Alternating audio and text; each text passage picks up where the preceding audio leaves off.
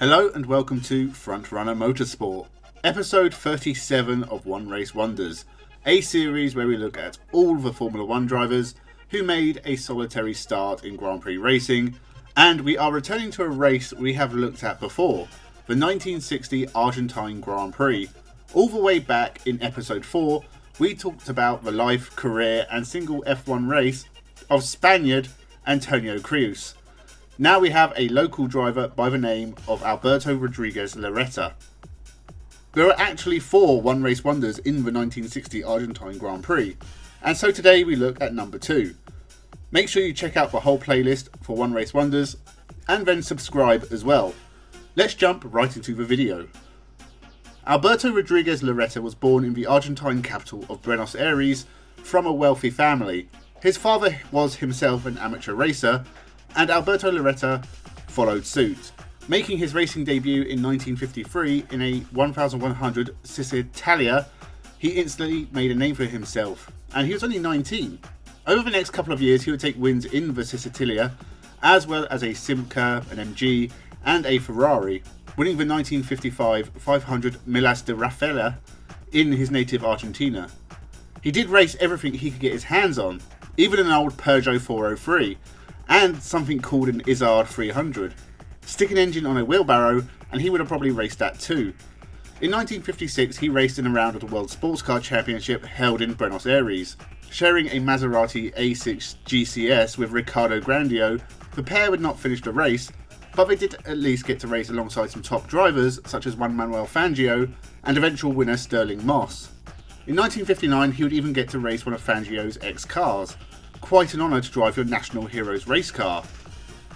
He must have gained some level of fame. In 1960 he was one of several local drivers padding out the grid for the 1960 Argentine Grand Prix. Not an unusual practice in the early days of Formula 1. It's a bit like Haas hiring a driver from the Brazil Stock Car Championship for the Brazilian Grand Prix only, or in some cases some lad turning up in a bathtub on wheels for his own Grand Prix. Alberto Rodriguez Laretta was a step up, being given a drive in the Lotus 16 for Team Lotus. Lotus had not been around for long at this point and were still finding their feet. They had only raced in the 2 previous Formula 1 seasons with a best 4th place for Cliff Allison and Inns Ireland. From 1960 onwards, that would change. They would take their first podiums later in 1960, and Inns Ireland would take their first win in Germany in 1961.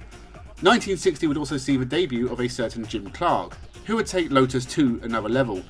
For Alberto Rodriguez Laretta, he was racing in the opening round of the 1960 Formula 1 Championship alongside Ireland and Alan Stacey. Laretta qualified 15th, just behind teammate Alan Stacey. The race was exceptionally tough. Many drivers retired from exhaustion due to the heat, and buckets of water were thrown on drivers mid-race. Laretta was able to finish the race, coming home a respectable 9th, ahead of another Argentine legend, Jose Froilan Gonzalez, in his final F1 race. Despite being 3 laps down on eventual winner Bruce McLaren, Laretta impressed Lotus boss Colin Chapman enough to be offered a 3-year Formula 1 contract. Surely the dream of any racing driver. And yet, Laretta turned it down. A reason as to why I cannot find. Maybe he didn't want to leave his homeland, but given that Lotus were very successful from 1960 onwards, maybe he regretted his decision. For whatever reason, Alberto Rodriguez Laretta would never race in Formula 1 again, hence why he is a one-race wonder. I can't find many instances of Laretta racing in Europe, but one time he did was in an 84-hour race at the Nürburgring in 1969. I thought the 24 hours of Le Mans was a long race. Can you imagine watching an 84-hour race? It's nearly 4 days long. Motorsport should not be matching a cricket match for length of time past. Racing for the Torino team in an Ica Torino, a name associated with Ford and yet manufactured by Renault in Argentina. Joined by Eduardo Capello and Oscar Maurizio Franco, the trio finished the race in 4th. Laretta's career wouldn't last much longer in motorsport. He would win more races in Argentina before retiring in 1971, sadly passing away in 1974 from a heart attack at just 40 years old. There is no doubt Alberto Rodriguez Laretta deserves to be a one-race wonder, but it could have been much more. I wish I knew why he turned down a deal with Lotus that could have launched him into international success. For whatever reason, Laretta was a success in Argentina, and at least he got to drive in Formula 1, even if it was only once. So that is the story of Alberto Rodriguez Laretta and his one appearance in Formula 1. If you enjoyed this video, then check out the One Race Wonder playlist. Leave your thoughts in the comments below. Make sure you subscribe to the channel. Thank you for watching and have a good one.